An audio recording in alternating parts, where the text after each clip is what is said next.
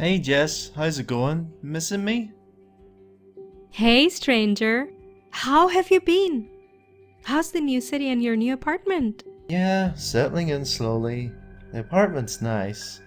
My room is so much bigger, so I can't complain. But that's not the interesting bit. Turns out this place has quite a history, and I can't wait to share it with you. Oh, wow, sounds interesting. Can't wait either. How about we have a video chat tomorrow night about 9 o'clock? Is that alright? Sure, sounds great.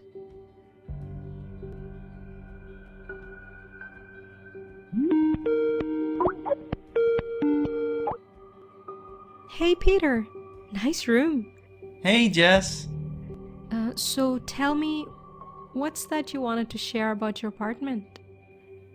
So you know how it's been really hard trying to find a place because of all the high rents? Well, I actually found this place at a ridiculously low price. And I know what you're gonna say, but it's clean, it's really close to the subway, and I just thought I had the big time. But since I moved in, every night I've just been getting this strange feeling. And I looked into it, and it turns out somebody actually died here in this apartment. 3 people, in fact. I asked around, and there used to be a family here. It was a couple and their young son. They actually sounded like a pretty normal family, but one day they were all found dead right here in this apartment. And the thing that's even more weird than that, the murder weapon. Jess, somebody stabbed the whole family to death with a fork. Several times with a fork. Oh, God.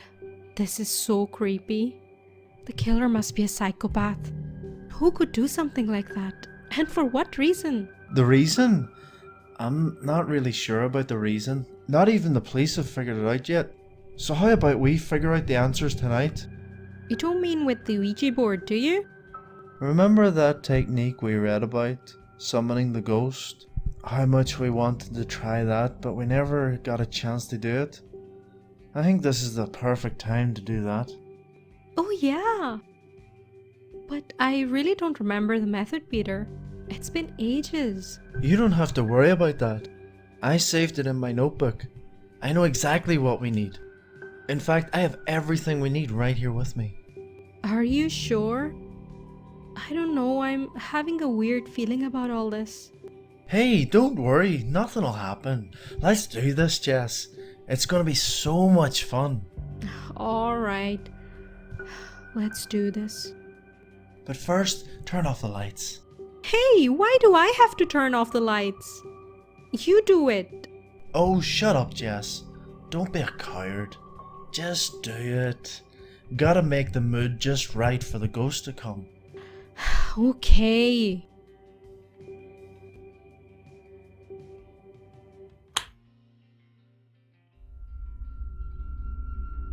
So, all I have to do is poke my finger lightly with a needle,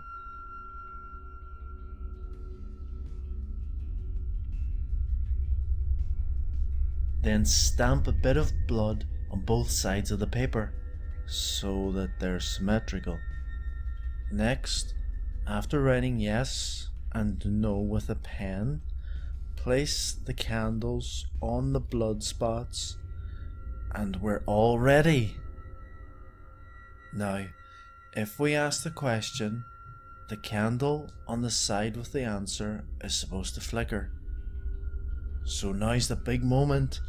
Let's try and see if this works. Spirit, spirit, come here. Spirit, spirit, come here. Spirit, are you here?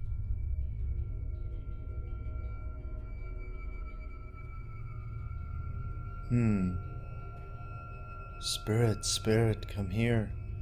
Spirit, spirit, come here. Spirit, are you here? I feel the chills. Spirit, spirit, come here. Spirit, spirit, come here. Spirit, are you here?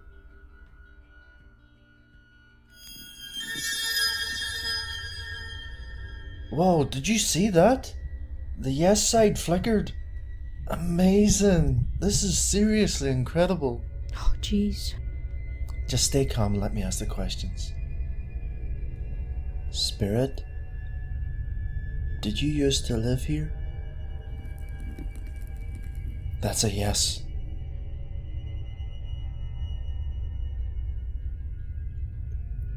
Then were you over 20 years old?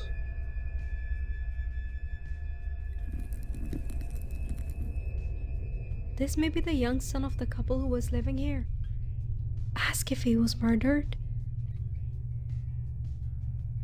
Were you, by any chance, murdered?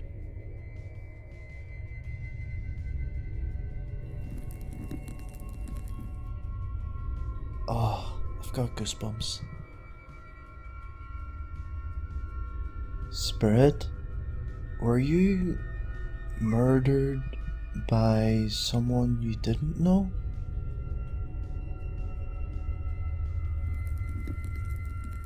Oh my god. That means it must be someone they knew? Spirit, did someone from your family murder you?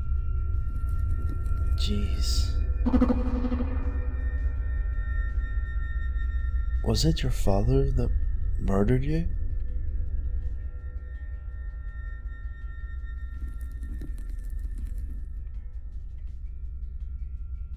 Still have to ask this one, right? Spirit, did your mother murder you?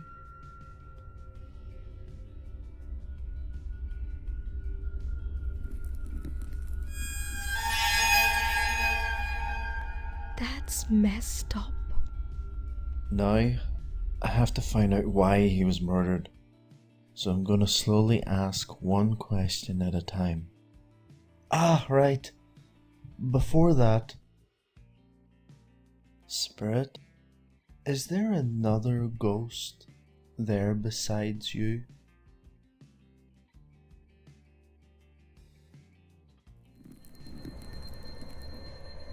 Oh, So there's another ghost with him? is the other ghost your father? Then, is it your mother?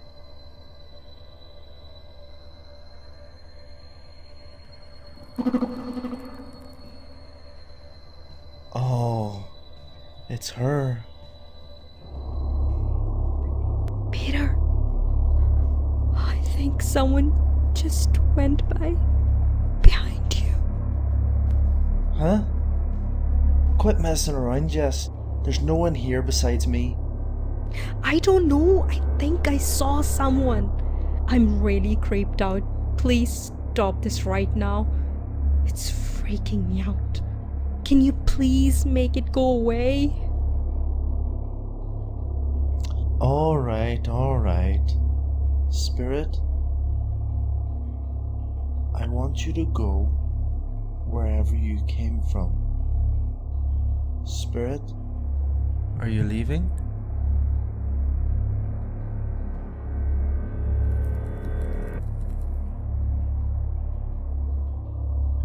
Spirit, are you here?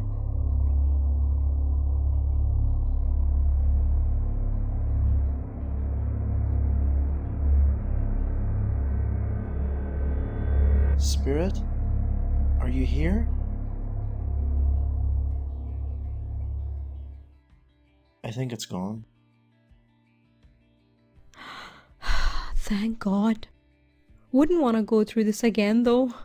I can't believe this method actually worked. I know. Hey, I need a glass of water. I'll be back in 2 minutes. Hey, don't be long. I'm feeling a bit tired now. Gotta wake up early. I said I'll be right back.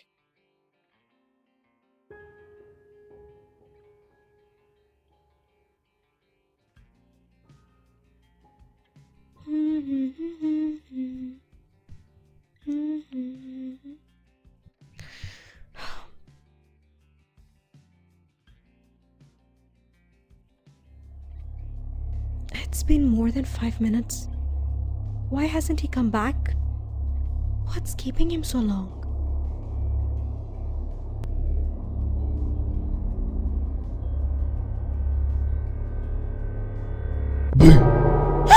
Jesus Christ, Peter! You scared the shit out of me. That's it, I'm going. Wait a minute. Who's with you in the room? Just shut up. No, I'm serious. There's a woman behind you.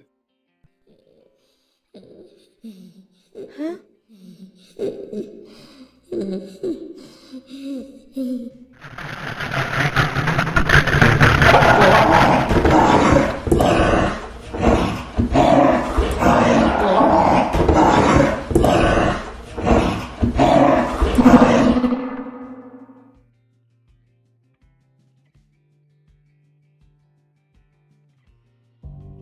Now on to our next story.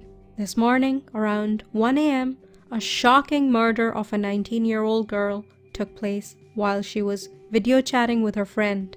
The body was badly mutilated with the murder weapon that was a fork. The police is yet to investigate if this was a murder or a suicide, because there seems to be no sign of forced entry from outside the girl's apartment. The victim's friend is in complete shock, and he hasn't uttered a word besides this one sentence. Only he left, but she never did.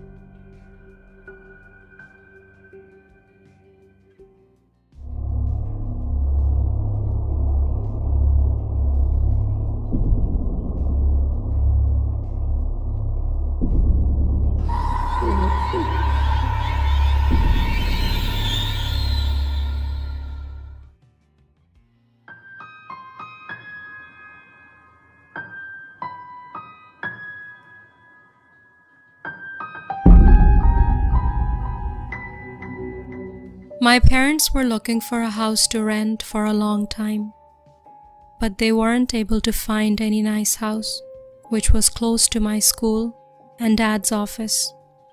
After a long search, my dad found a house, which was also close to my school. It seemed really nice, but there was one thing about it that I didn't like. Right behind it, there was an old abandoned house.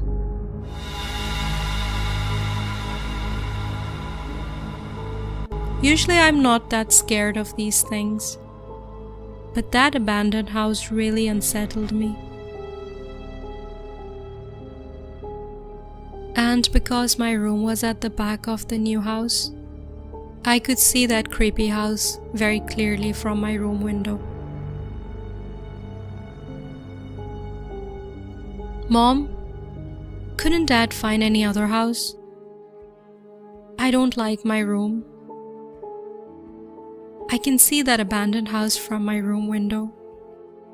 Annie, don't you know the struggle your dad went through trying to get a decent place to live? Then you guys take my room and I'll take yours. I don't want to stay in that room. I hate it. Annie, don't throw tantrums. Instead of focusing on these foolish negative things, help me to get the house sorted. Unpack your stuff and get your room set up the way you like it. There's a lot of work left to be taken care of. Come on, be a good girl. Ugh, no matter what, they wouldn't give me the master bedroom. I knew it. After a few days, I got used to the room, and slowly my fear of that abandoned house faded. But one night, something strange happened. At 9 o'clock, when I was in my bed, trying to sleep, my eyes flitted over to the window.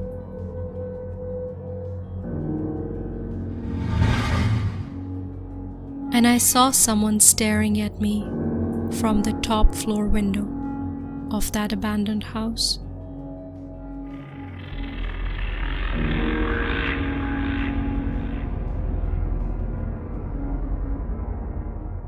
It really disturbed me At first, I thought I was just imagining things. And I kept reassuring myself that it's only my imagination.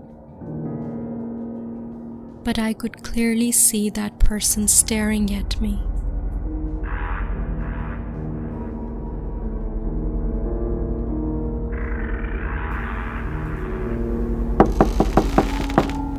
Mom, open the door. Mom, open the door. Mom.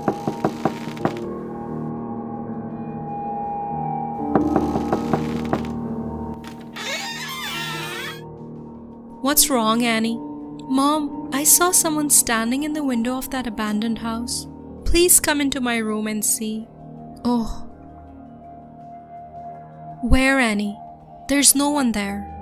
Listen, at night, even normal things can seem abnormal. This is why I keep telling you not to watch so many horror movies. Mom, I swear there was someone in that window. Sleep, you have school tomorrow. It was nothing. You were just imagining, okay? The next night, when I was ready for bed, I saw someone staring at me from the abandoned house again.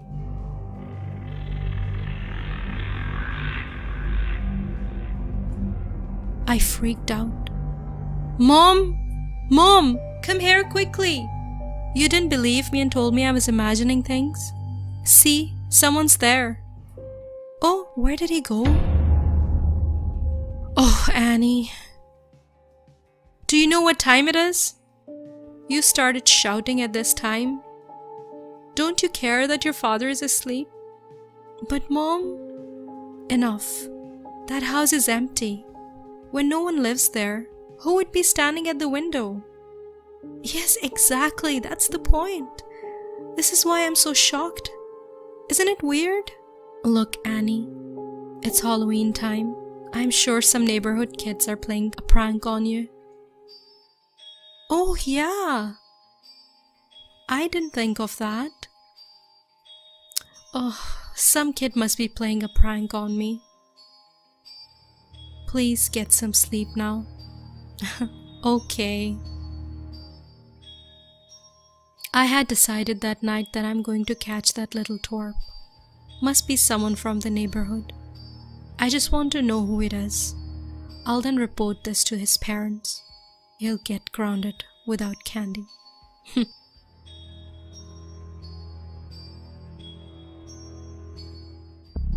Next night at 9, I set out for the abandoned house.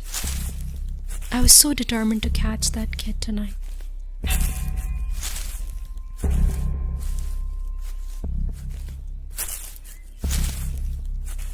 When I entered the house, it was completely dark.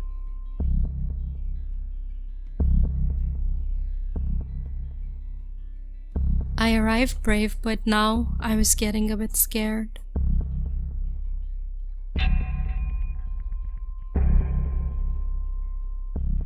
I slowly and carefully climbed the staircase.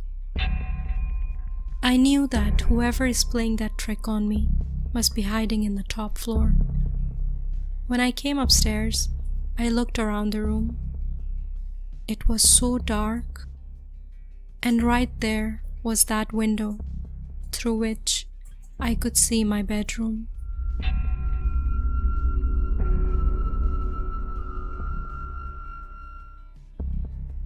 Oh, there's no one here.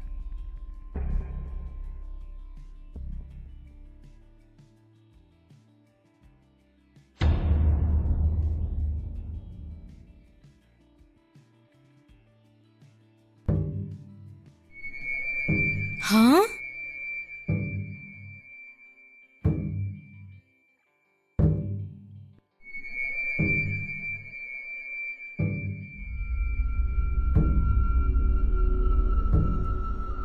Mom! Mom! I'm here! Mom, I'm here!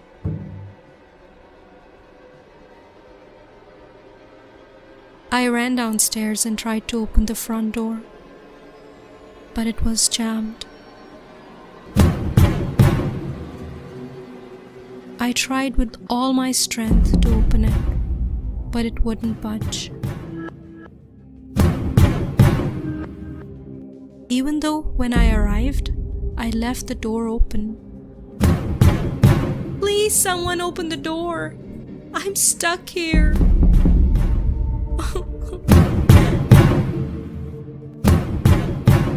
Please, someone open the door. Oh God. Oh God, where am I stuck?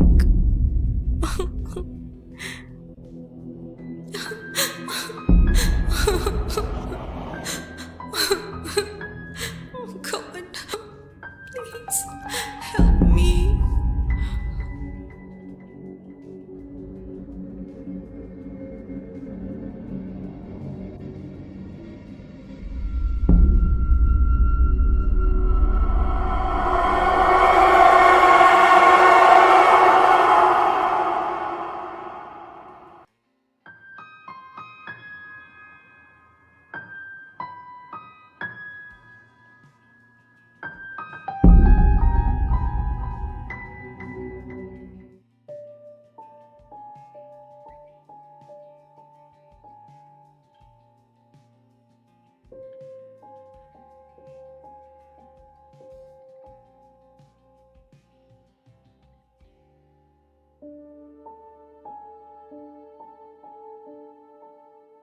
Annie, wake up! You're getting late for school. Annie, what happened? Why aren't you ready for school? Are you not going to school today? No. Why? I'm not feeling well. What happened to you? I'm having fever. Yeah, you look very pale as well.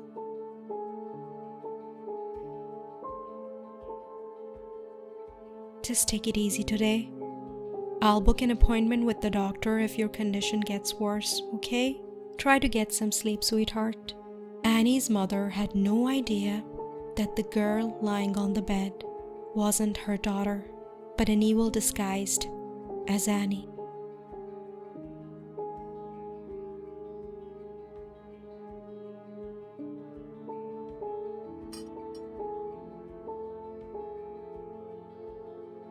Do you feel better now?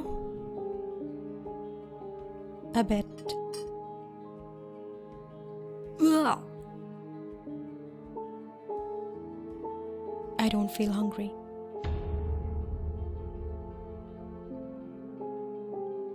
What happened to her? As soon as Annie's parents went to bed, the evil impersonating their daughter went hunting.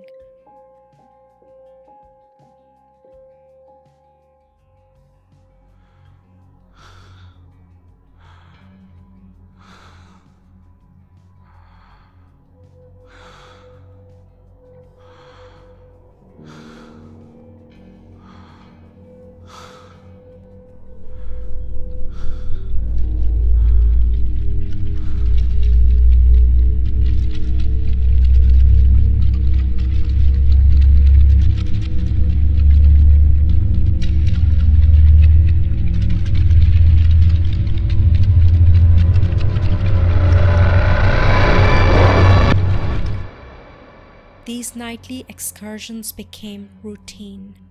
As Annie's parents slipped into a deep stupor, the beast would prowl the dark streets in search of human flesh and return to rest on Annie's cozy warm bed. Fear plagued the town very quickly. No one knew who or what was behind the brutal murders happening in the dead of night. The once peaceful town was now at the mercy of a serial killer. Even the authorities were at their wits' end, trying to come up with suspects. Least of all, no one would be suspecting the young, innocent teenaged Annie. Annie's parents grew concerned day by day at her bizarre behavior. There was no explanation for this sudden change in mindset. Annie's mother was starting to get sleepless at night. Her thoughts were on her daughter, worrying and wondering as to why her daughter wasn't being herself. It had been 4 days since her fever, and that is when all of this oddness began. During the day, Annie wasn't as talkative as she used to be. She didn't share her thoughts and feelings with her mother like she used to, and she completely lost her appetite for her mother's cooking. Annie's parents tried to get her to go and see a doctor, but she insisted that she was fine and that she only needed to rest. She convinced them that she couldn't be going to school so soon, as it would completely tire her out. Annie's behavior is really worrying me. At times, I get the feeling she's not my daughter. Tomorrow is the last straw. If it continues, please take her to a psychiatrist. Mom, help me, Mom, help me, Mom, I'm here, help me, Mom, help me, Mom.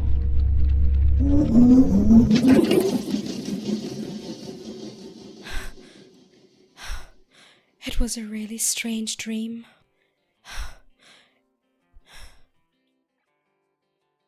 Huh? Where's Annie?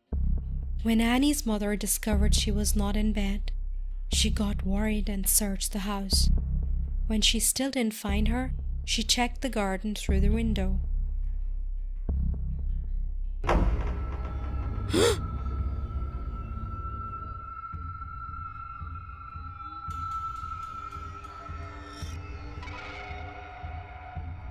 Annie's mother could not believe what she was seeing before her. Just as Annie was about to get up, her mother quickly ran to hide behind her room door to see what this girl was up to. Annie came in the house and straight away went to take a shower.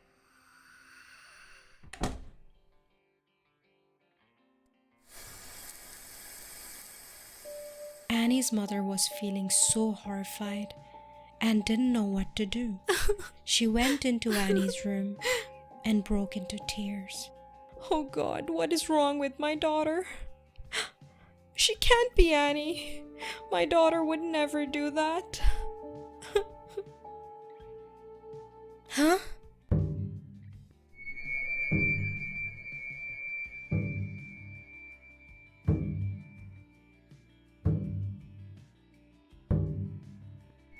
Mom, I saw someone standing in the window of that abandoned house.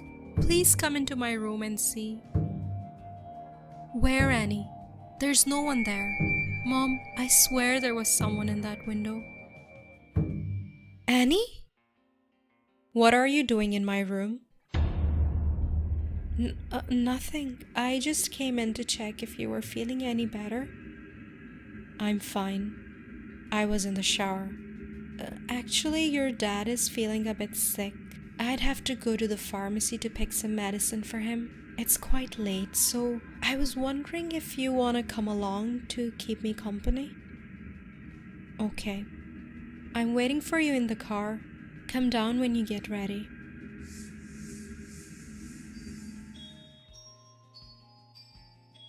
Annie, you know, your dad loves you a lot. Yesterday, he was saying to me that he misses your childhood days so much. And you won't believe, he still remembers the name of your favorite doll. Sarah. He got that doll for you when you were only 1. Oh my God, you would never go to sleep without her. Yes, I remember. I loved that doll. I used to always play with her. Really? Because Annie never liked dolls. She never had one. So you found out.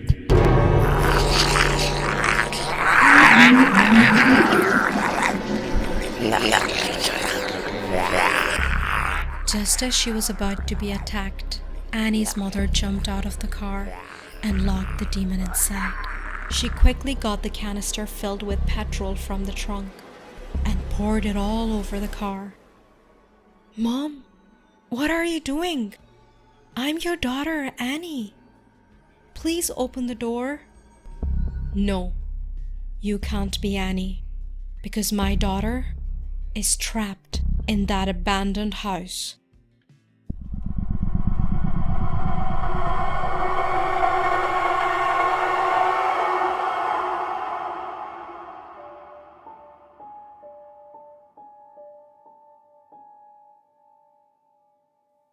Annie's parents immediately forced their way into the abandoned house and rescued their daughter. Annie was so weak and malnourished that her parents could barely recognize her. Their hearts sank. All she had to survive on during her 4 days being confined to that horrible house was the stinking water from the kitchen tap. Had any more time elapsed, Annie's parents could possibly have lost their beloved daughter forever. Not long after all of this ordeal, the family discovered from an old neighbor the story behind the abandoned house. It had been such a long time since that house was lived in. The previous owner was a lonely old woman. She was no ordinary woman living her life alone in a large house fit for a family of 10. She had been the talk of the town. There had been many rumors, but the most prevalent of which were her evil nightly activities. When the sun set and the rest of the town was deep in slumber, she would roam the streets in search of flesh. She would kill anyone to satisfy her bloody needs. It was a dark time for the town as the death toll mounted. The local police department had never encountered such brutality. Bodies would be discovered mutilated, with organs missing.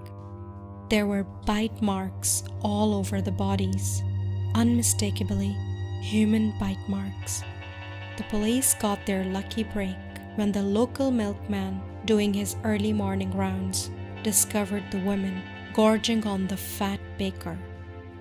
When it came to giving her a punishment, the police decided the local jail was no place for an elderly woman, and the town had seen so much death they didn't want another in the form of an execution over their own heads. The townspeople unanimously agreed to lock the evil woman in her own house. All the doors and windows were sealed so she couldn't escape. Everyone hoped and prayed she died after a long, slow starvation, time enough to think on her crimes. But who knew that one day that evil spirit would come back in the form of Annie? It was mere days after the incident that Annie's parents packed up and left the house, thankful they were able to save their daughter's life.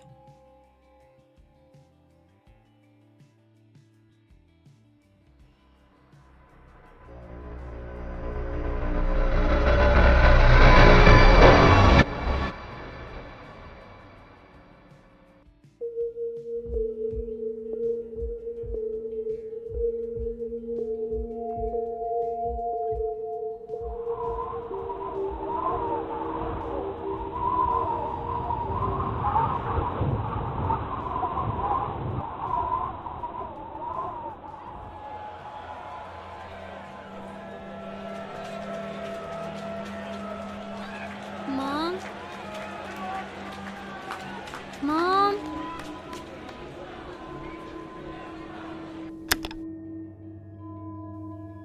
Mom? Mom?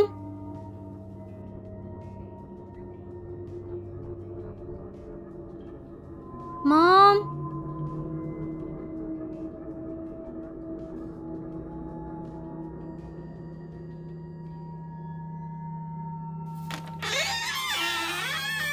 What's the matter, Lisa? I tried to sleep, but I can't. Can you please bring me some milk?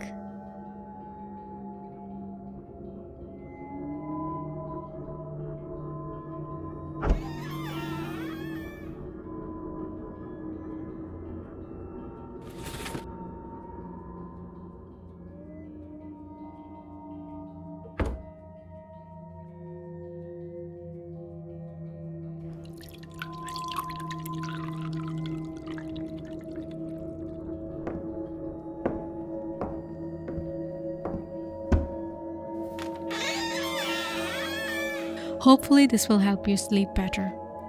There you go.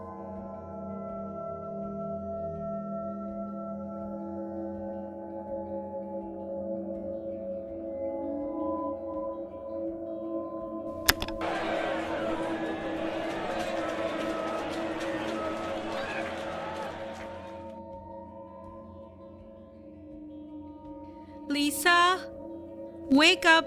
You're getting late for school.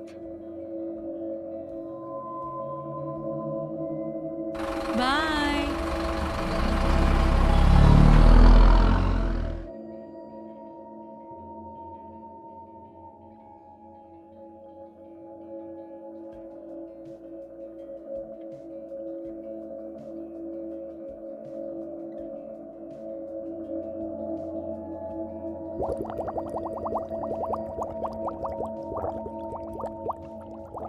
Mom? Mom? Oh my god, not again. Oh, no milk. I can't deal with her not sleeping again and missing school. Lisa, why aren't you sleeping? Mom, I can't sleep again.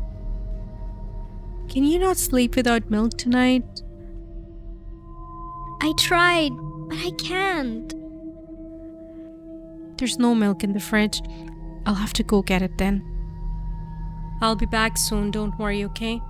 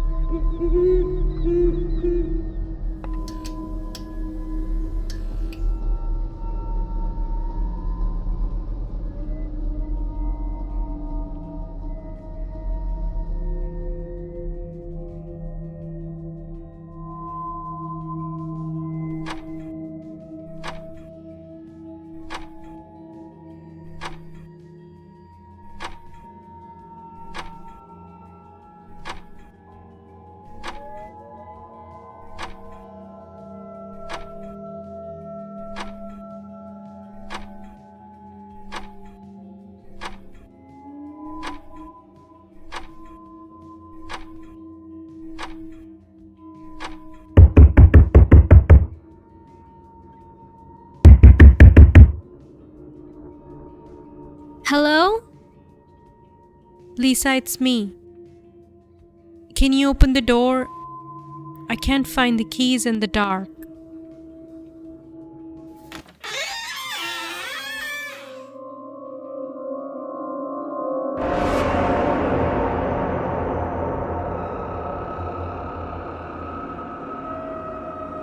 Go to bed. I'll bring the milk.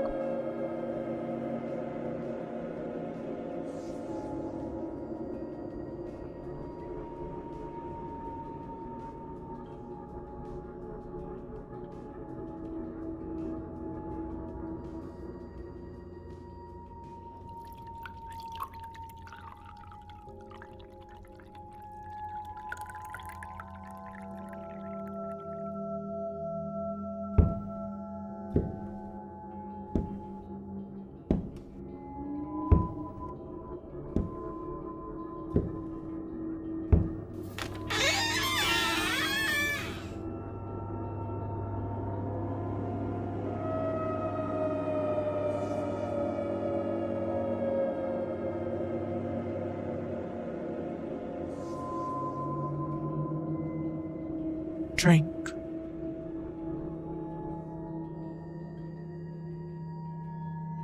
But it's red.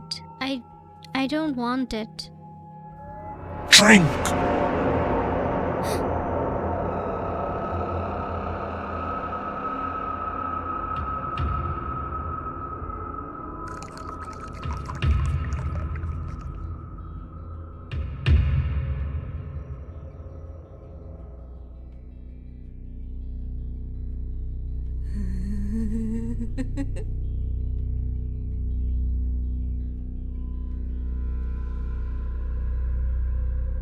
Mom?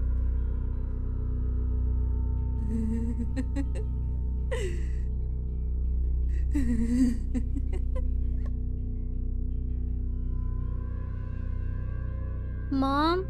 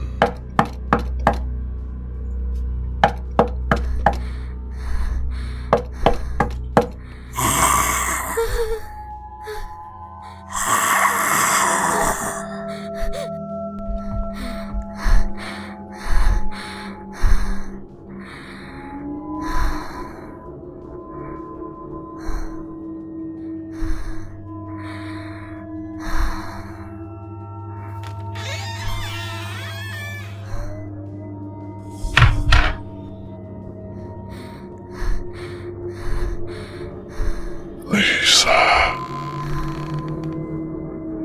Where are you, Lisa?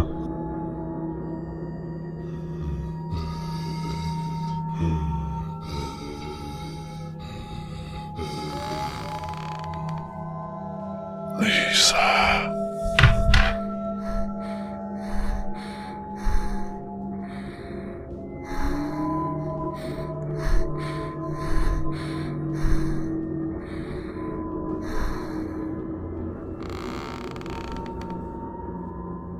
Where are you, Lisa?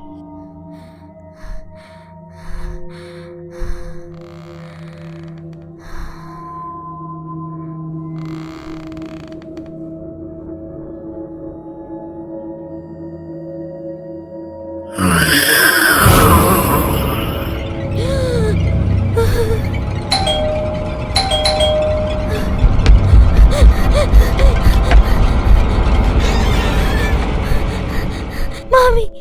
What happened? What happened, Lisa? Why are you so scared? Mommy, there's a monster in my room.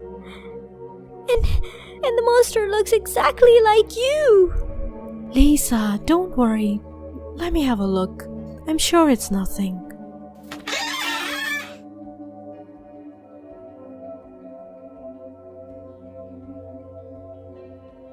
Look, everything is okay. There's nobody here. Are you sure? Yeah, you know what? It's way past your bedtime and you need to be in bed right now. You have school tomorrow. Are you sure, Mommy? Did you check everything? Look, I'm here now, right? There's no need to worry about anything. I'll get you milk and it'll help you sleep, okay? Can you please sleep with me tonight? Yeah, sure.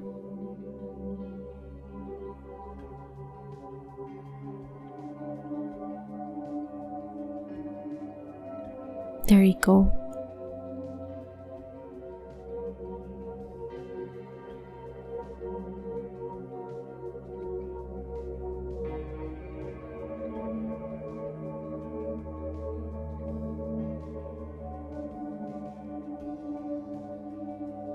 Good night, Mommy. Good night, sweetheart.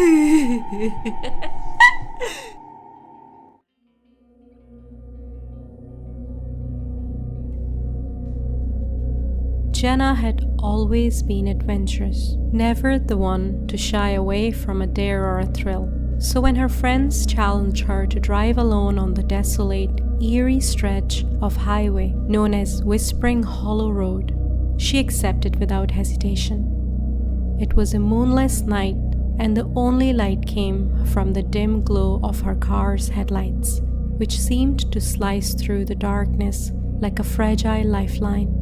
The dense woods on either side of the road loomed like silent sentinels, their branches reaching out to claw at the car as she sped down the narrow, winding path. The wind whispered through the trees, creating eerie, ghostly sounds that sent shivers down Jenna's spine. As she drove deeper into the heart of Whispering Hollow Road, Jenna's unease grew. The road twisted and turned, seemingly endless, with no signs of civilization in sight. She couldn't help but wonder why this place was so infamous among the locals. The stories she had heard were full of ominous warnings, tales of travelers who had ventured onto this road and had never returned. Suddenly, the radio crackled to life. It had been silent the entire journey, but now it emitted a distorted voice.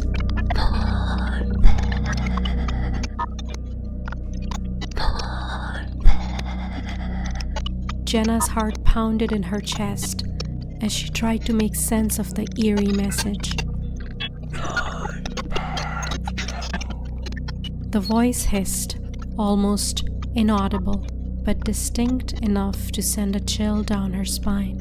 Her grip on the steering wheel tightened, and she pressed her foot harder on the accelerator. She was determined to prove that she wasn't afraid of a few ghost stories.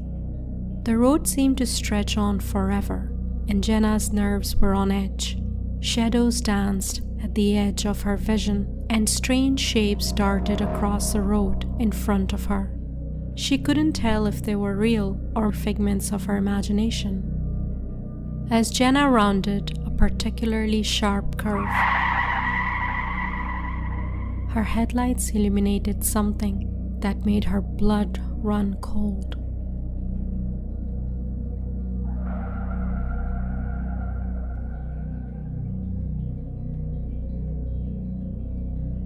A pale, ghostly figure standing in the middle of the road.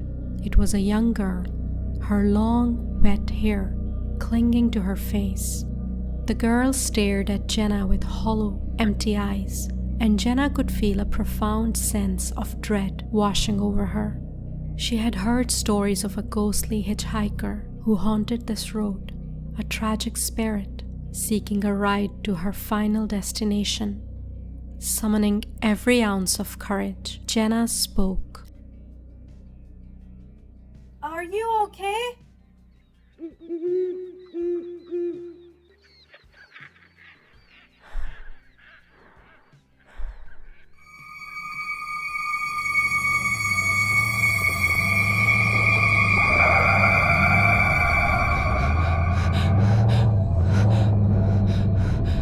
Jenna quickly realized that coming here was a huge mistake. She wanted to get out of here as fast as possible. Suddenly, the radio started crackling again.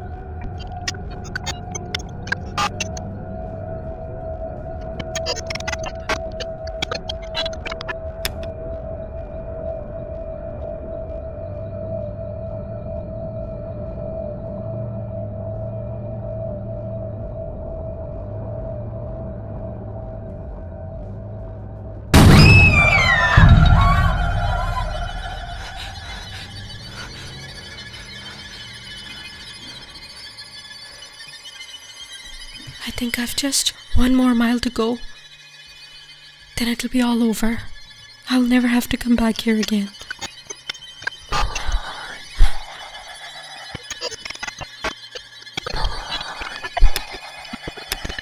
Stupid radio.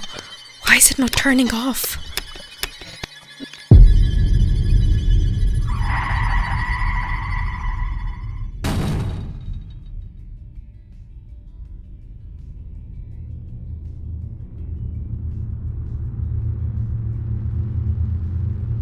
Like many others who took a wrong turn and got lost on Whispering Hollow Road, Jenna sadly never returned back, and no one will ever know what happened to her.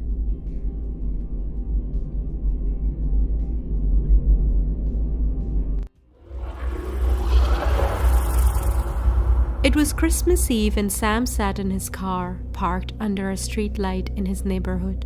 He held his phone in his hand, Ryan's voice coming through loud and clear as he spoke. Come on, Sam. It's just a road. $500 for an hour of driving. You'd be dumb to pass this up. It's not just a road, Ryan. Everyone knows Whispering Hollow is weird. People have seen stuff there. Ghost stories for kids. You're not scared, are you? Sam clenched his jaw. The truth was, he was scared, but he needed the money. His rent was overdue, and Christmas didn't bring much cheer when you couldn't afford a decent meal. Fine, I'll do it. You better have the 500 ready when I'm back. Deal. Don't chicken out halfway, Sam. Ryan said before hanging up. Sam tossed his phone onto the passenger seat and started the car. The heater struggled to warm the freezing air as he turned onto Whispering Hollow Road. The streetlights ended abruptly, leaving only his car's weak headlights to cut through the darkness. The road was lined up with tall, skeletal trees. The branches above formed a canopy, blocking out the stars and moon. Snowflakes drifted lazily down, covering the road in a thin, slippery layer. A few miles into the drive, Sam started to relax. The road, despite its reputation, seemed normal. Just a long, empty road bordered by trees. The occasional gust of wind rattled the bare branches above, but nothing about the place felt particularly eerie. "This isn't too bad," he muttered to himself, keeping his eyes on the narrow road ahead. Sure, it was dark and quiet, but it was just a road. As the minutes ticked by, though the drive began to feel monotonous, the trees all looked the same, and the road seemed to stretch endlessly into the night. The only sound was the hum of his car engine and the occasional crunch of snow under the tires.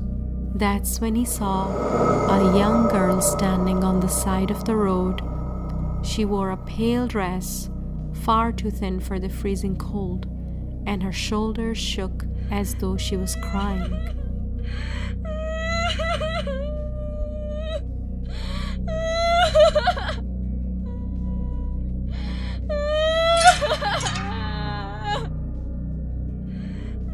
Sam slowed the car and rolled down his window. Hey, are you okay? What are you doing out here alone? Her face was pale, her eyes red from crying. I live nearby. I hurt my leg and I can't walk home. Sam hesitated, glancing at the empty road ahead. All right, get in. I'll give you a ride. She climbed into the car. Sam turned the heater up and started driving again.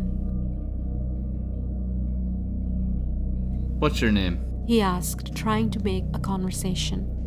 Victoria Thompson. How old are you, Victoria?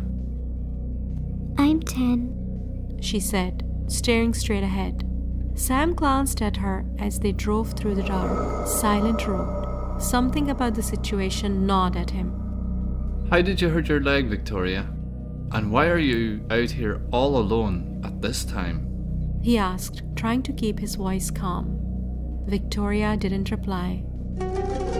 She kept staring straight ahead, her face expressionless, as if she didn't even heard him. Sam shifted uncomfortably in his seat.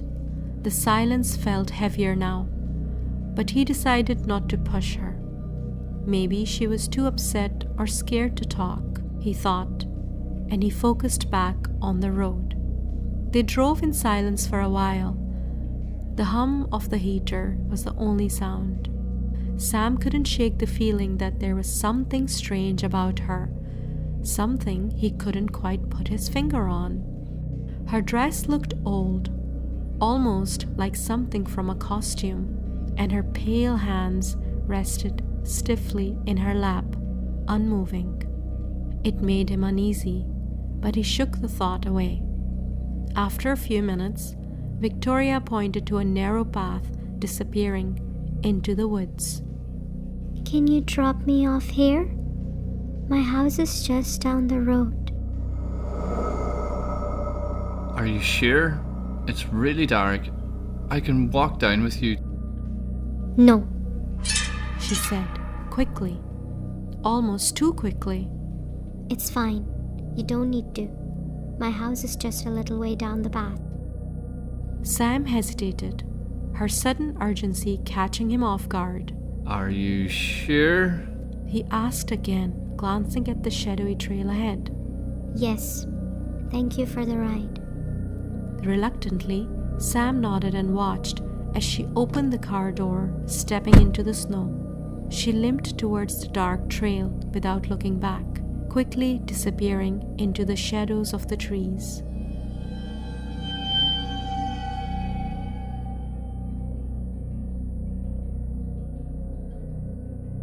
Sam drove off after Victoria disappeared into the woods, shaking his head to push away the lingering unease.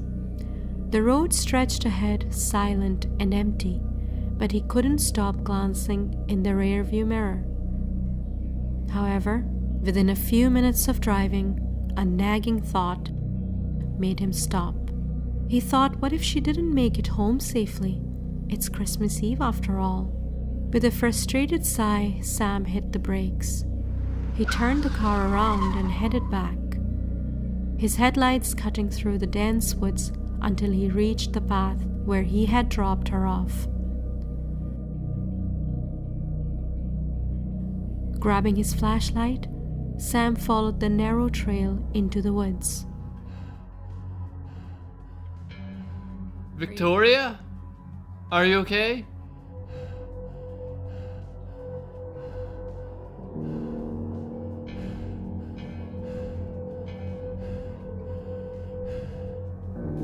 Victoria?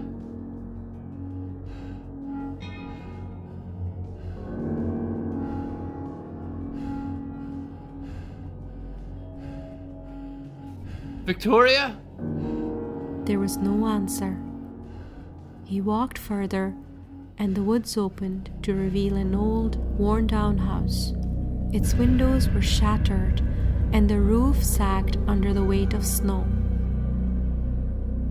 A rusted sign above the door read, "Thompson Family Home." His flashlight beam swept across the ground and landed on something.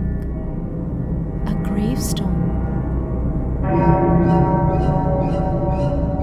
Victoria Thompson, 1965 to 1975.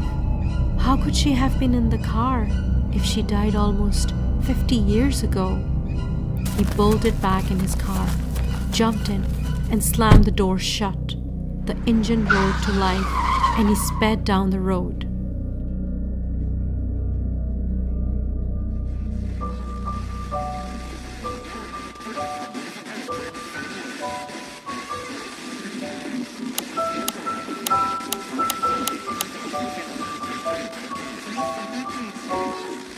Tonight, we remember the tragedy of Christmas Eve 1975. The Thompson family was found dead in their home. Their adopted daughter, Victoria Thompson, is believed to have brutally murdered them on Christmas Eve before vanishing mysteriously. Weeks later, her body was discovered in the garden, her leg badly mutilated. She was buried near the family home. The mystery of Victoria Thompson remains unsolved. Some say her spirit still roams Whispering Hollow Road, looking for her next victim.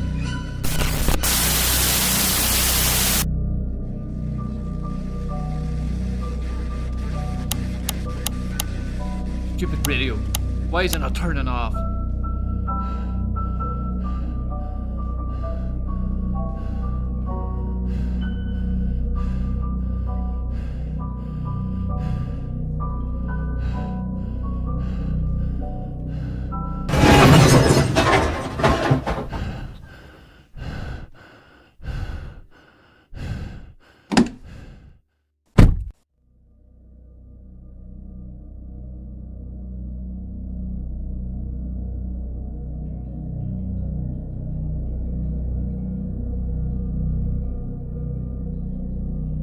He jumped out and looked around, but there was nothing, no one. He was sure that he hit something or someone. Catching his breath, he climbed back in.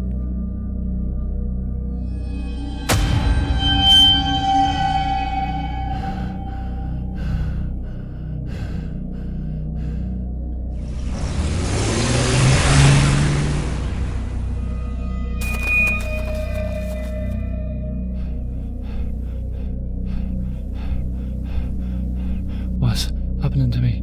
Am I hallucinating? I've been driving it for over an hour. This journey should be nearly done. Do you want to know how I hurt my leg?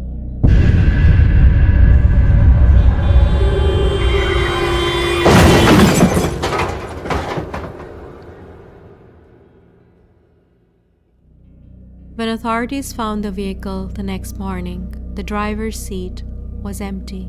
Only faint footprints in the snow led back towards the Thompson family home. Like many others who dared to cross the Whispering Hollow Road, Sam also never returned to see the daylight.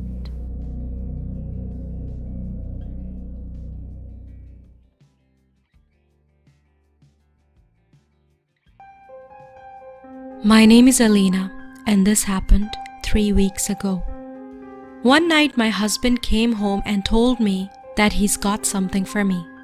It was a baby monitor, one of the fancy video ones.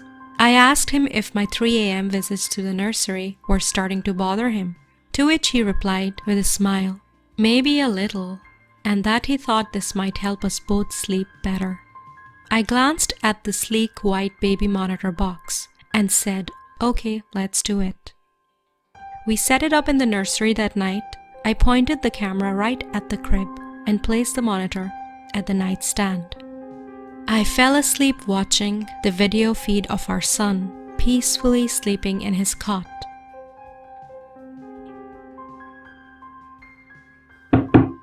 I jolted awake. I quickly looked at the monitor.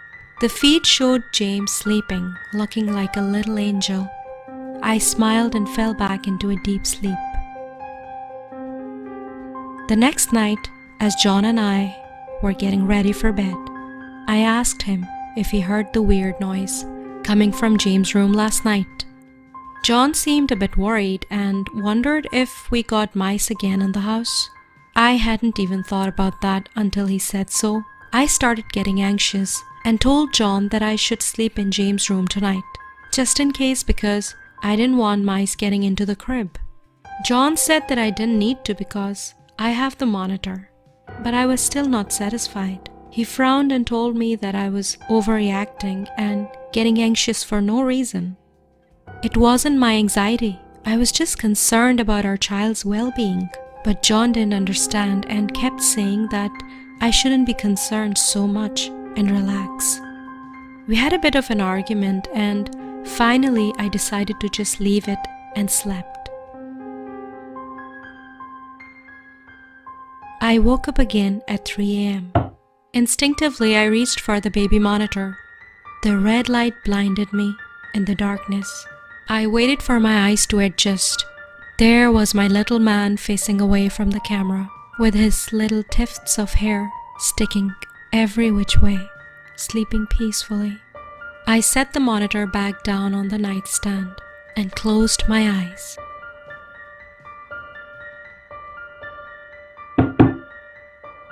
My eyes flew open. James was facing towards me now, eyes closed peacefully, puffy little cheeks smushed against the soft pillow. Alina, sleep, he's fine. Stop checking him again and again. I thought maybe John has a point. I forced my eyes closed. He's fine.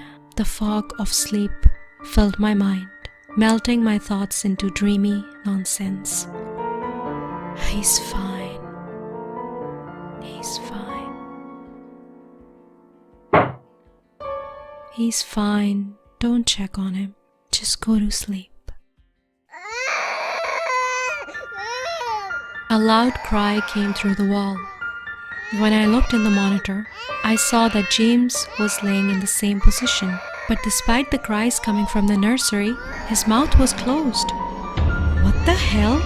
I leaped out of bed and grabbed the doorknob and yanked it open, running blindly into the room. Get away from him! Within a matter of seconds, the woman slipped out the window. I grabbed James out of the crib, held him tight against my chest. John came stumbling in. Call the police, someone was in here! As I held James tight against me, something caught my eye. The baby monitor camera, its red light blinking in the darkness. There was something propped up in front of it. I reached out and turned it over. It was a photo of my son sleeping peacefully in his crib.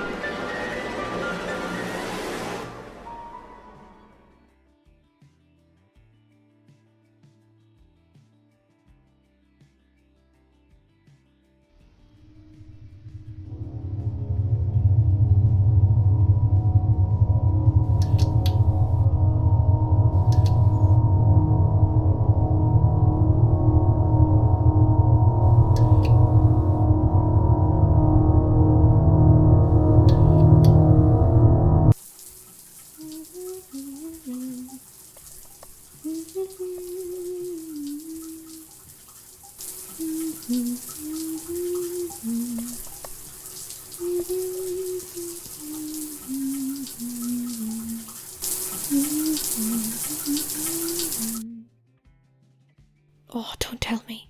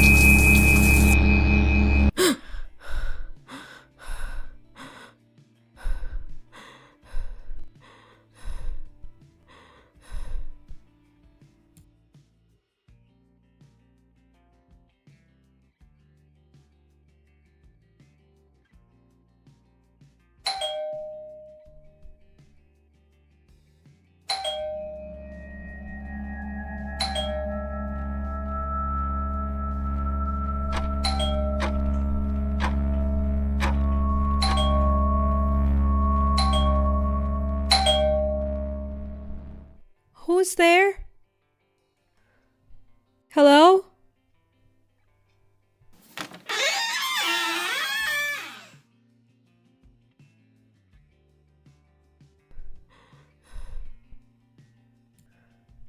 Hello?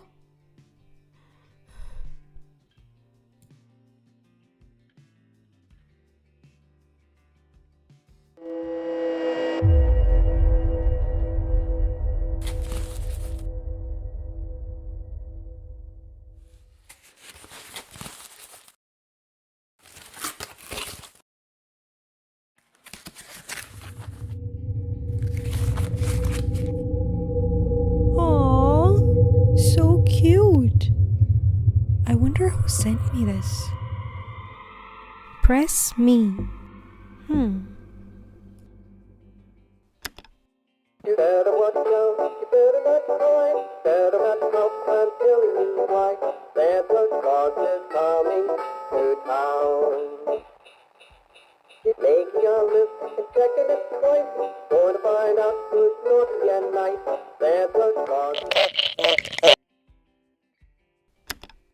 better watch out, you better not cry, better not come.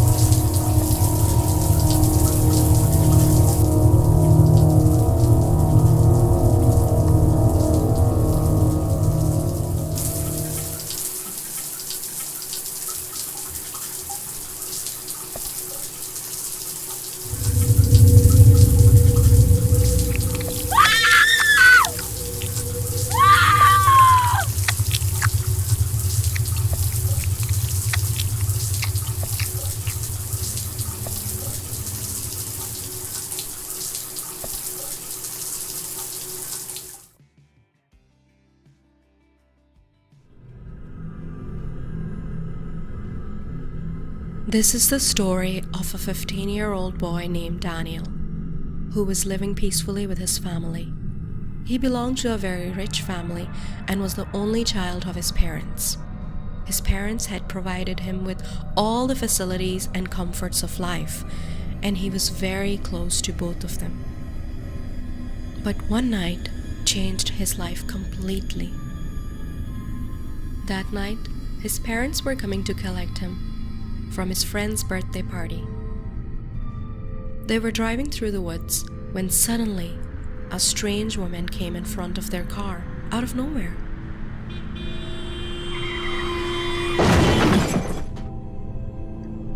Daniel's dad lost control and their car hit the woman. The accident was so brutal that the woman and they both died on the spot. Daniel was shattered. After their death, Daniel was left all alone. He had no other family to turn to, except for his aunt and uncle who lived in another town. His aunt and uncle were very sweet and humble. They did not have a child of their own, so they were really happy to raise Daniel as their own son. However, Daniel was in a miserable state and had no other choice but to go with them. His aunt and uncle were rather poor and lived in a very secluded area in a small cottage, away from all the hustle and bustle. Their house was in the middle of nowhere. This really bothered Daniel. He could not see any neighboring house for miles. Despite being with his relatives, he felt lonely and started to miss his dead parents even more. But his aunt and uncle were extremely loving and caring towards him. They were doing their best to comfort Daniel and didn't want to see him suffer. Slowly, Daniel was starting to feel much better and was settling down. He started smiling again and was getting very close to them, but he still missed his parents very much. One night, Daniel woke up to something that shook his soul.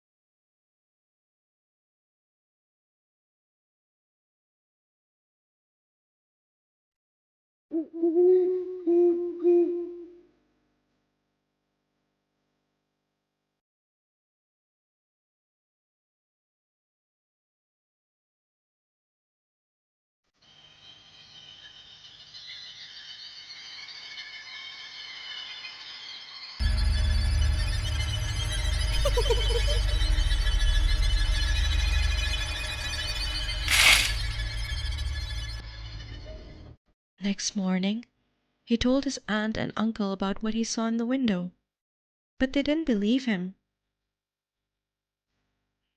and told him that they had been living in this house for years and nothing strange ever happened with them. This is very safe area and it must be his nightmare. But Daniel was sure about what he saw. The next night, when Daniel was about to fall asleep, he heard someone walking in his room.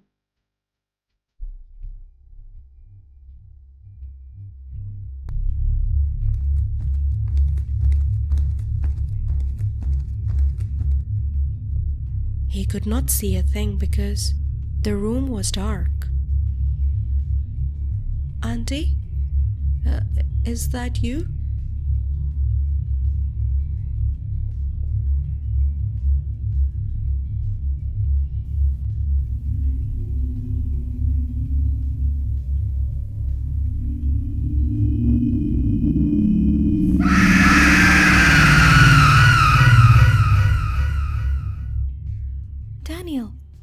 Daniel, wake up.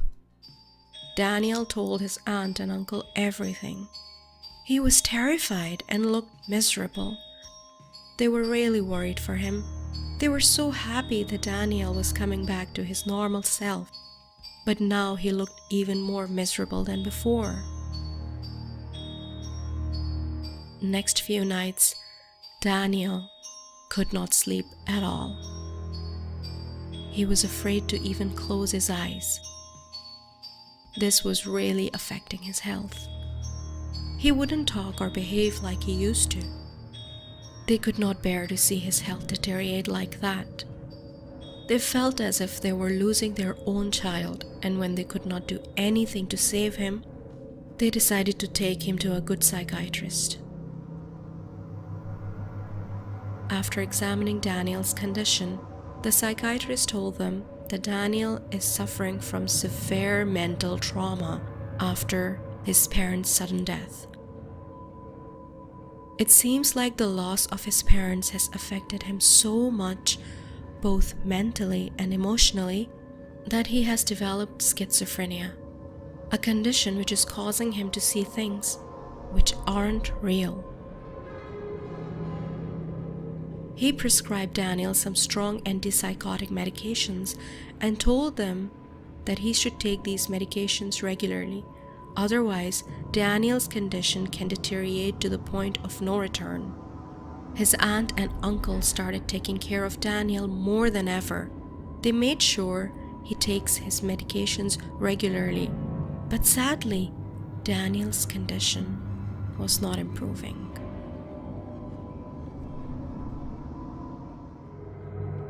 One night, his uncle felt really sick, and his aunt had to rush him to the hospital in the middle of the night. Daniel was asleep. His aunt did not want to wake him up because she was afraid that he might not fall back to sleep. So she locked him in the house and drove to the hospital. Daniel heard the car leaving and woke up. "Auntie? Uncle?" He realized that he was all alone in the house. That was enough to make him paranoid. He knew that any second that woman would appear from the dark, and there will be nobody to save him tonight. This will be his end. Anxiety hit him so hard that he started searching for his pills like a lunatic.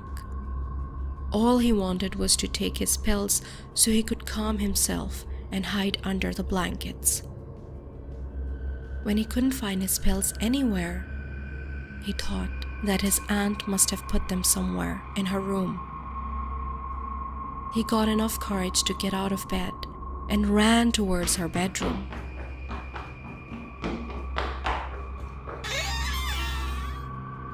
He started searching for his pills, but he could not see them anywhere. Where did she keep them?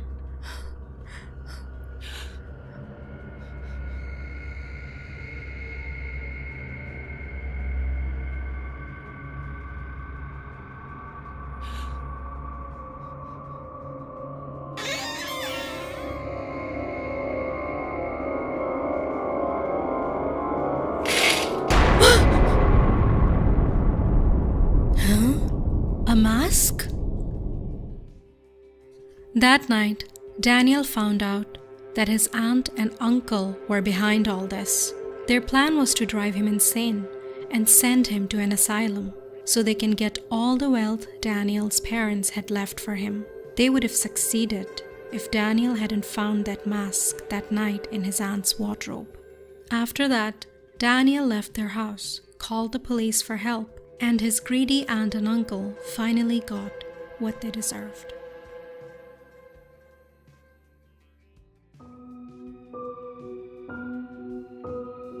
My name is Amber, and ever since my childhood, I've experienced sleep paralysis a lot more than the average person. And let's just say, it's one of the most unpleasant things you can experience. Since childhood, I've always had vivid hallucinations when I was experiencing sleep paralysis, and they've always scared me, even to this day. This story is one of the most terrifying things that have and ever will happen to me in my lifetime. It all started in late January. I had just moved into this new house in a small village on the island of Hawaii. My house was near a deep pond, and I got it for a good deal because it was supposedly haunted, and no one else wanted to purchase it. But I've never really believed in the paranormal or anything like that, so I just saw the good deal on a decent sized house and took it. A few weeks after buying the house, a big snowstorm hit one night, causing the power to go out and snowing me in. I couldn't see a thing, so I decided that I would head to bed early and get an early start on unloading boxes the next day. I hopped into bed, pulled my blankets over me, and fell asleep in the pitch black room. I woke up to the noise of tapping at my window.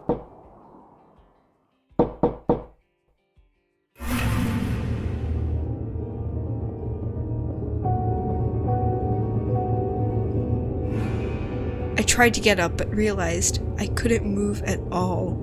Sleep paralysis took over my whole body. The strange boy kept staring at me. His eyes were pitch black as if he had no pupils. He had a wide, inhuman, devilish grin, and his teeth were huge. I was terrified and wanted to scream, but I couldn't and was forced to watch him. I kept telling my mind that it was just a hallucination, but it was a lot more vivid than any other hallucination that I had ever had. Then in a split second, he was gone. I calmed myself, thinking it's all going to be over soon now.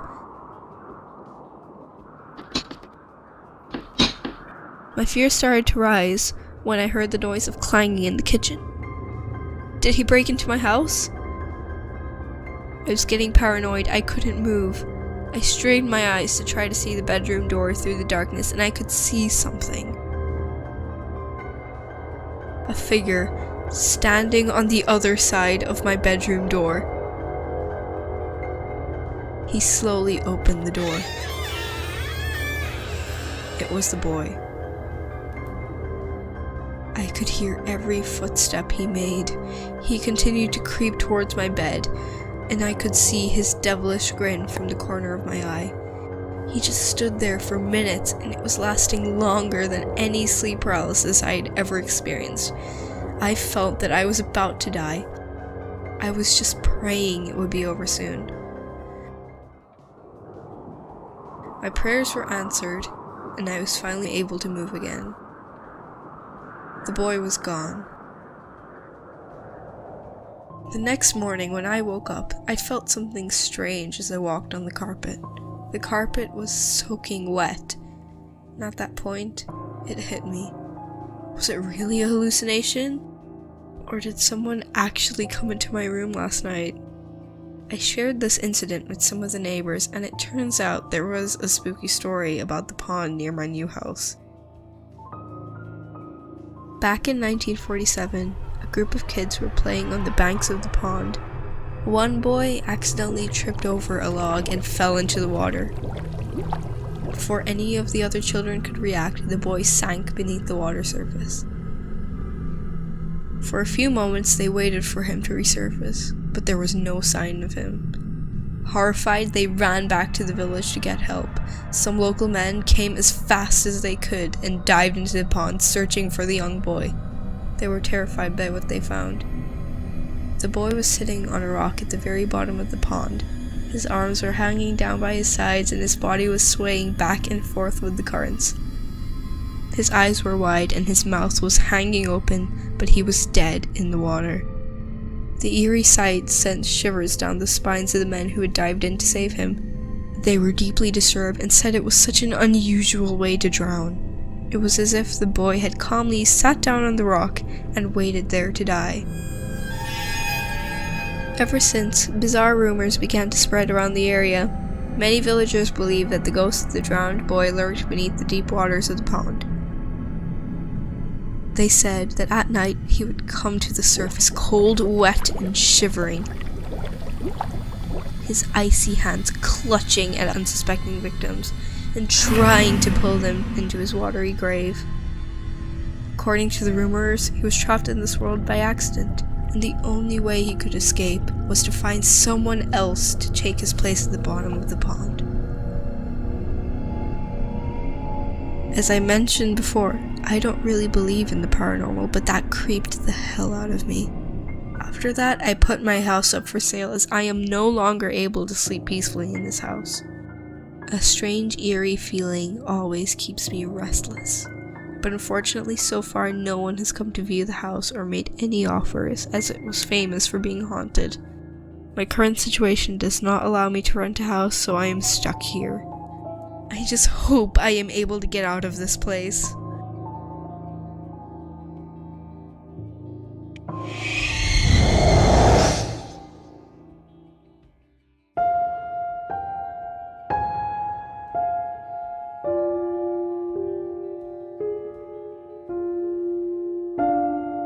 This incident happened to me 1 year ago. Our final exams were coming up, and I still needed to do a lot more preparation.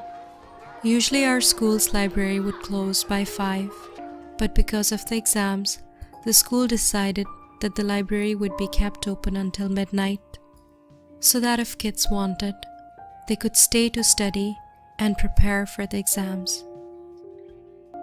My house wasn't far away from the school, so instead of studying at home, I preferred studying in the quiet, calm library and mostly prepared for the exams there. That day, I left my house at 6 o'clock and soon reached the library to prepare for the exams. I was so absorbed in studying, I didn't realize that it was now 10 o'clock. I had never stayed in the library for that long. Usually I would be on my way home at around 8. Even at 8 o'clock there would be at least some students in the library, but at 10 there was absolute silence. I only had about 10 to 15 minutes of work left, so I decided I'll just finish this quickly and then return home. I was completely lost in my work when I heard someone limping.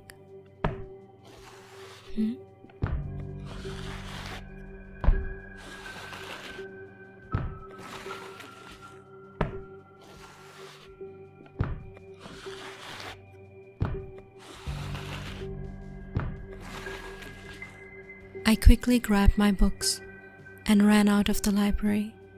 There's a very long corridor outside our school library. At the end of that corridor, when you turn right, you'll find the school exit door. I went through the corridor and was quickly getting near the exit when I saw a woman standing at the end of that corridor.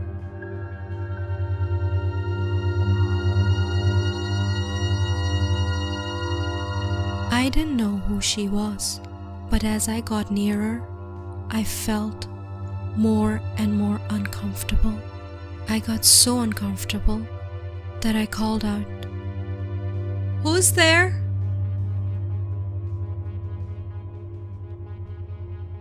As soon as I said that, she was gone within a few seconds. I sighed a breath of relief and continued out the front door. Due to exhaustion and hunger, I couldn't even walk properly, but I noticed that the street was strangely completely empty, which was extremely odd because this street is normally very busy. Even at night you can see people walking on the street. Due to panic and fear, I kept looking at the ground while walking. I was nearly home when suddenly I saw a shadow on the ground stretching out to me. Even though there was no one around me,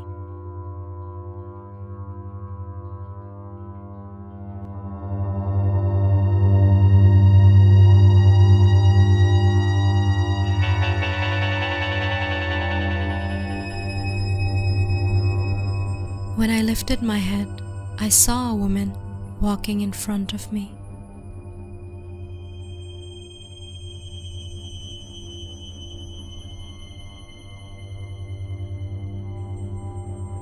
I found her very strange. She looked as if she was disabled and that she was having trouble walking.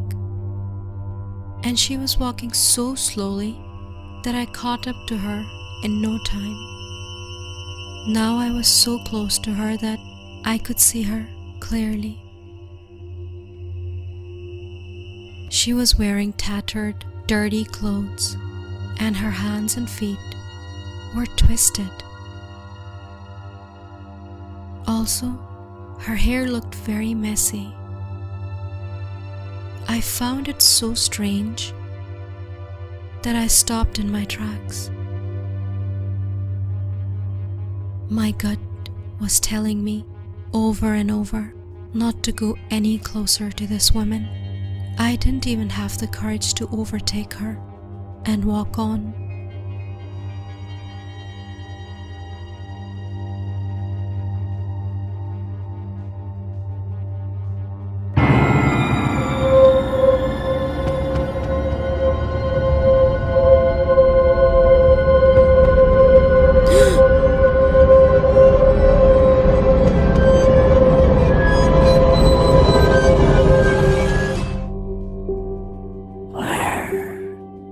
Is my daughter. I was frozen. I couldn't utter a word due to shock. My brain went numb. I didn't know how to answer her strange question. Out of fear, I pointed far, far away to the woman. "Over there!" I just wanted her to go away. She limped to where I had pointed to her, and she walked so far away that I couldn't see her anymore.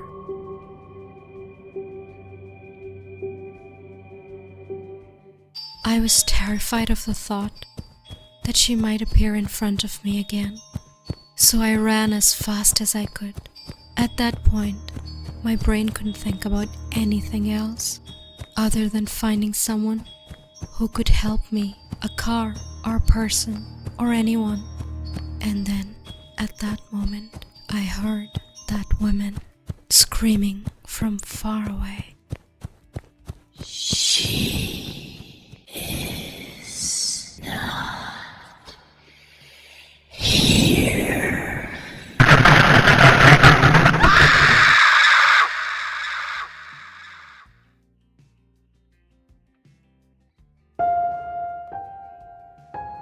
After that, I remember nothing.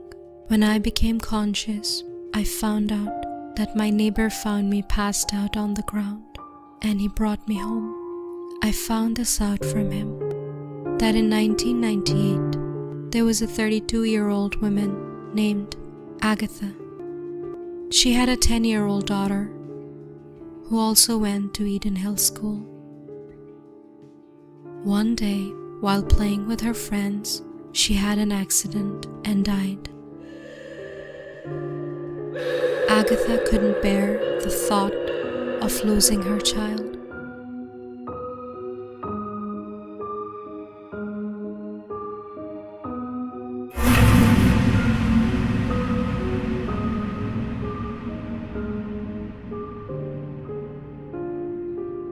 After that, Agatha's ghost was seen roaming around in Eden Hill School and the surrounding area, looking for her lost child. She's still wandering, hoping to be reunited with her daughter once again.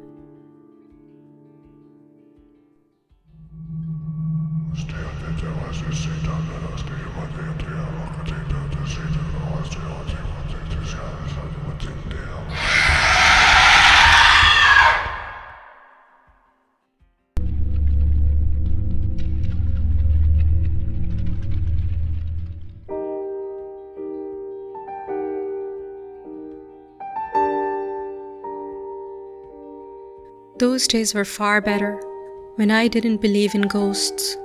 I had been looking for a job for a while, just any job to support my family. Then finally, I got a job at a small hotel as a receptionist. However, it was only for night shifts, even though I didn't want to do night shifts. But I accepted the job, since I had no other option.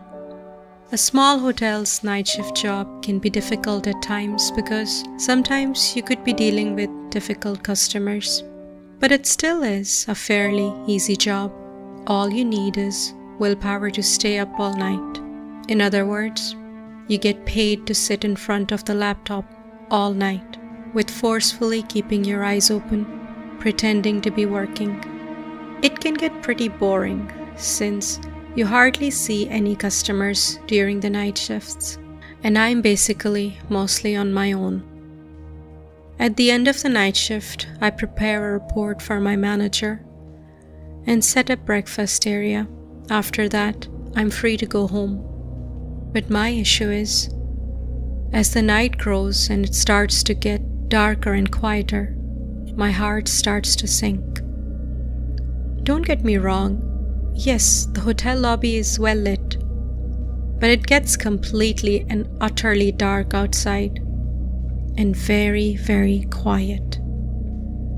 Another issue with my night shift job is that because it's a small hotel, there's no other co-workers with me on the night shifts.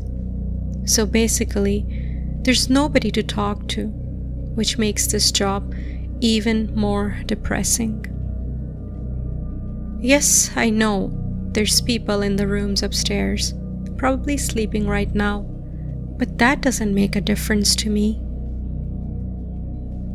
The only somewhat cheerful moments are when once in a while, some family checks in around 4 or 5 a.m., and greeting them might bring a momentary smile on my face. But then afterwards, there's again complete silence and a sense of eeriness.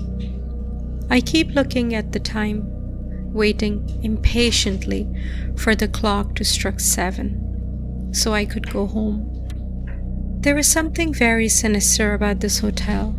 As soon as I would start my shift, I always felt being watched. This weird fear would take over me, as if someone or something was watching me through the darkness. And that feeling was so real, not my imagination.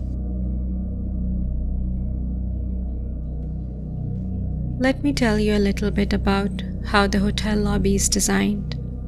First of all, there's a large entrance door, like hotels usually have, made of semi-transparent glass, which I would lock immediately as soon as I started my shift, right after the day staff left. When you walk a few steps down the hallway from the main door, you enter a small common area where there is a sofa and a small coffee table. Coffee table is covered with magazines. On the right side, there's a door leading up to the breakfast area, which is also quite congested. There's another small door on the left-hand side, which brings you to the large swimming pool area. The hallway leading up to the swimming pool area, I feel, is designed very poorly, with no decorations whatsoever on the walls. Anyway, I don't really care about the interior design of this place because I don't get paid enough to care. All I care about is doing the tasks I'm assigned to do properly. Oh, and I keep the main door closed at all times. There's a doorbell on the right side of it, and I only open the door when a customer rings that bell. Although that main door should remain open 24/7 to welcome the guests. But since this hotel is in the middle of a highway, and it's such a remote location too, it's best to keep that main door shut. Even the next petrol station is about 35 minutes away from here. It was my third or fourth night at this job. It must be around 3 or 4 in the morning, and I was still not used to staying up all night. My eyes were heavy, and I kept feeling drowsy. And then there was a moment when I couldn't fight it anymore, and eventually fell into a deep sleep. That's when someone rang the doorbell.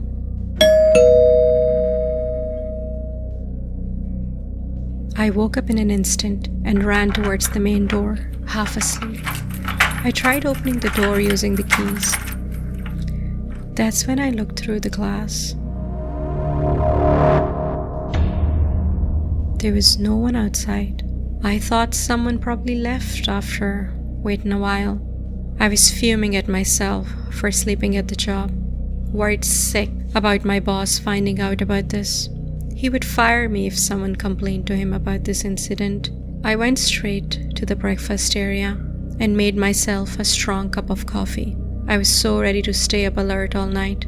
And then, only after a short while, someone rang the doorbell again. This time, I sprinted towards the main door, looked outside, but strangely, there was still nobody there. I looked around, wondering, who could that be? There was no chance of someone playing a prank on me either. After that, no one rang the doorbell all night. After a week at the job, I became used to staying up all night. In fact, my manager was quite happy with my performance. He gave me a really good feedback, which was extremely motivating. I desperately needed that. However, instead of giving me a bonus, he added more onto my responsibilities, like managers usually do. He asked me to clean up the swimming pool area after sorting out the breakfast tables. I said okay. It wasn't such a difficult task, and I was happy enough to take on extra responsibilities to pass the time. But one thing that my manager forgot to mention was that the swimming pool area was very poorly lit. There were only 4 40-watt bulbs in the 4 corners of the walls. Why did they even bother to put them up? They weren't even doing anything. It was the biggest room in the whole hotel, with such poor lighting. And this was making the swimming pool boundary walls seem even further away than they actually were. Sometimes, when I looked at the pool, I felt that something is suddenly going to emerge out of the dark water and grab my feet and pull me in it, and there will be nobody to save me. I shrugged off these thoughts and diverted my attention towards cleaning the pool. As I was trying to pick out some leaves and sticks from the pool, I saw a dark shadow of someone behind me in the water.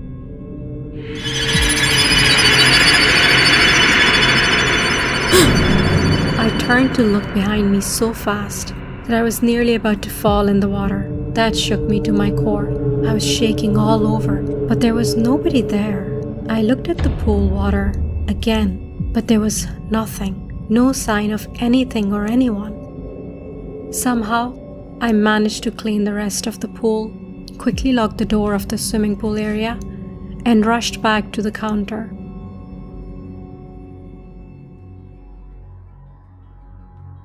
I tried sharing this incident with my morning shift colleagues, but instead of believing me, they thought I was making it all up to scare them, or this was all in my head. It infuriates me that no one is believing me. After a month of working at this hotel, I had the most terrifying experience of my life.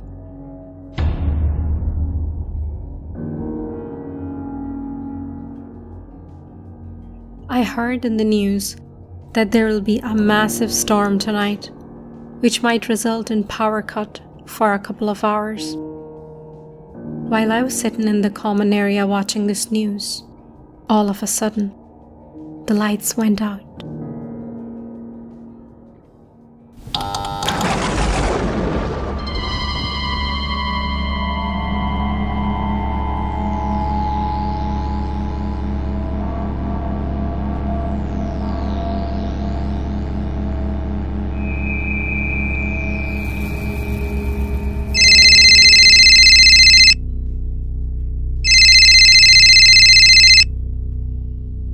I received a call from one of the guests complaining about power cut and why doesn't the hotel provide a power backup generator.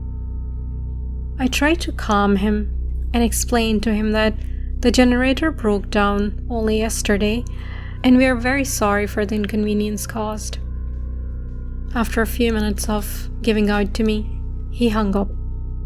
I thought I should find my torch and go back to the counter in case any other customer comes down with a complaint. Thank God the manager at least had provided me a torch in case anything like this happened. But there was one issue with this torch. It was quite old and it sometimes didn't even work properly. When I tried to turn it on, the light was flickering and it was very dull. I was standing in the hallway with the torch in my hand when I heard this strange noise of a woman sobbing or moaning in pain.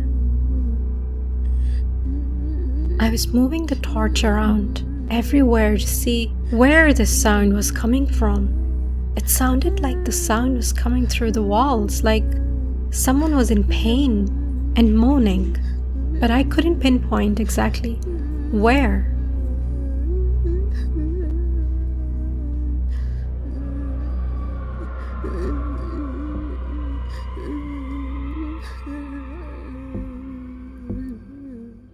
And slowly, that sound started sneaking up on me, coming closer and closer.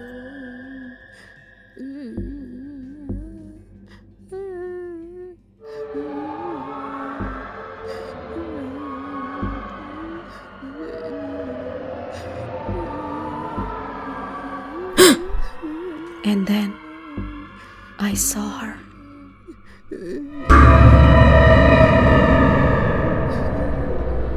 She was standing only a few feet away from me. Her face seemed disfigured and her body was twisted. My whole body was shaking and trembling with fear.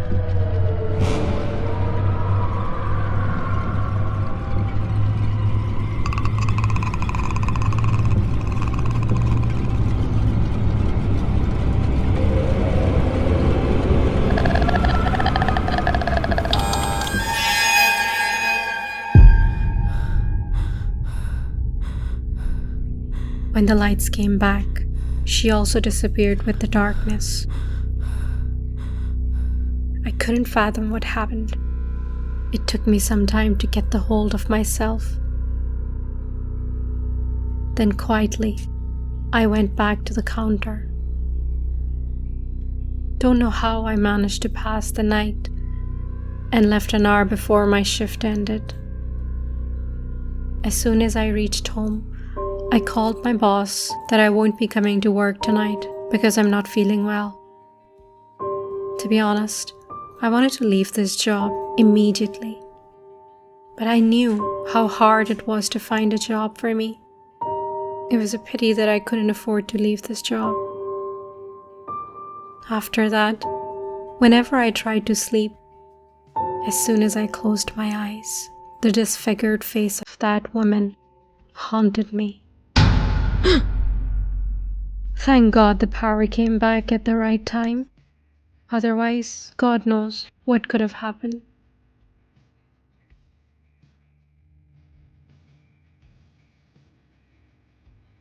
It's now been 4 months since I've been working here. If it was 6 months, then I could have left this job, but a work experience of 4 months is useless. It's nighttime now, and I've arrived at the hotel. According to the news, tonight is again going to be a very stormy night. I have bought a new torch, and I've fully charged my laptop. I have kept an extra battery as well, just in case. If the power cuts again, my extra laptop battery should last me the whole night.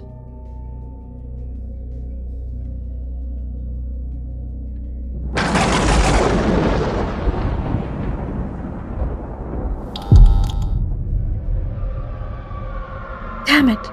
I think I left the torch in the car.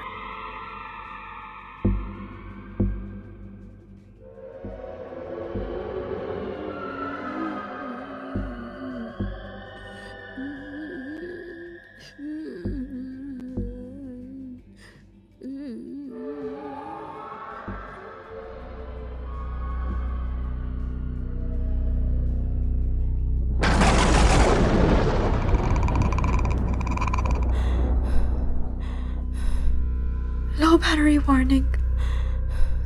I can't see anything. Where did I put the other battery?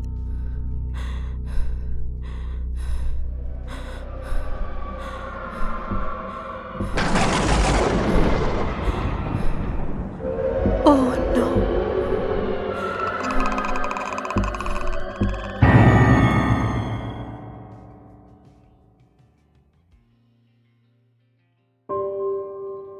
5 years ago, in one of the rooms of the hotel, a woman was brutally murdered by one of the hotel's night shift staff member. The incident happened during a power cut. Woman's disfigured body was found the next morning, but there was no sign of the staff member who committed this crime. Disfigured body of the night shift receptionist was found on the floor next day. No one found the evidence or proof of who killed her.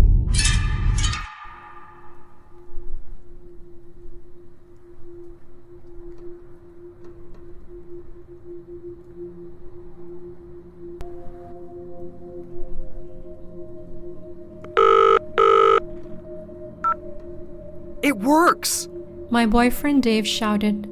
His voice was trembling with excitement. Just trust me, okay? Really? Come on. You can't expect me to believe this stupid Bloody Mary stuff. But it's not stupid! I'm telling you, this really works! So you really made your reflection disappear? Yes! You think I'm gonna fall for this? It's not a prank. Believe me, it's real, and it's going to blow your mind. Just try it. It's not like you have anything better to do. Think of it as a fun little way to pass the time on a boring Monday evening. Alright, so what the hell am I supposed to do? 10 minutes later, I stood in front of the mirror in my bathroom, with the light switched off, and a lit candle placed on the counter framing the sink. So what next? I asked, wanting to get this over with quickly. Now, pick up the candle, bring it close to your chest, and look into the mirror. I obliged with the candle in my right hand and the phone in my left, noticing that Dave was doing the same. Now, smile. Menacingly. What? Oh my god, grin! Grin at the mirror until you start to get scared. I was about to make a smart-ass comment, but then thought better of it. No sense in dragging it out. I leaned forward, brought the candle closer to my jaw, and after a couple of awkward seconds, stretched my lips into my best impression of an intimidating smile. The faint light from the candle basked the lower half of my face. The glint of my eyes, the way my crooked canines gleamed, the malice that I intentionally emanated from my face began to make me feel uncomfortable, gradually but steadily. Mirror, mirror on the wall, now we are in your thrall. All we have is this to say, come and take our reflections away. It was so stupid, so childish. I would have scoffed at the ridiculousness of it all, but the condescension caught in my throat, suppressed as it was by something else. Fear. I could hear the wind howling outside, causing the creaky branches of the tree outside to groan and scrape against my bedroom window, the chill in the air which made my insides shiver. But most of all, I could see the silhouette of my face as it was reflected in the mirror, grinning back at me with naked malice etched upon its face.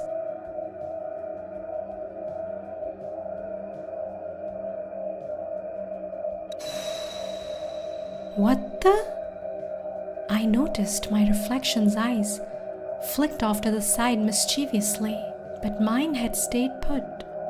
For a moment there, my reflection had acted independently. I shuddered, as if someone had dropped some ice down the back of my neck.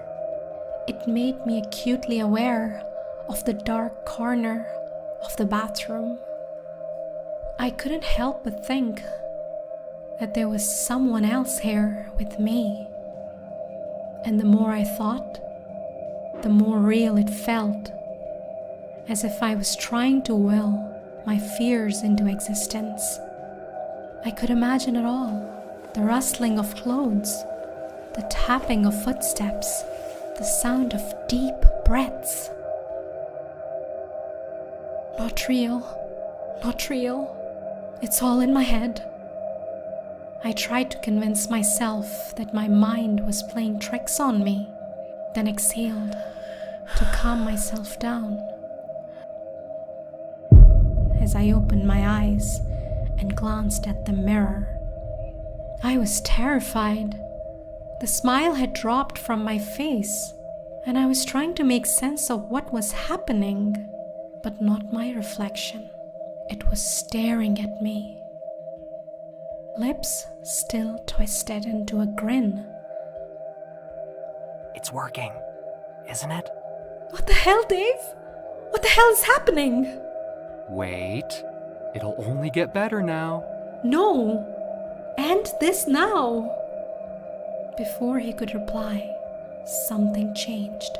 My reflection moved, its pupils rolled back into its skull, still smiling, always smiling. Stop this, Dave. See? It works! Just stop this. I don't know how. It'll end on its own. I dropped the candle, jumped at the light switch and flipped it on.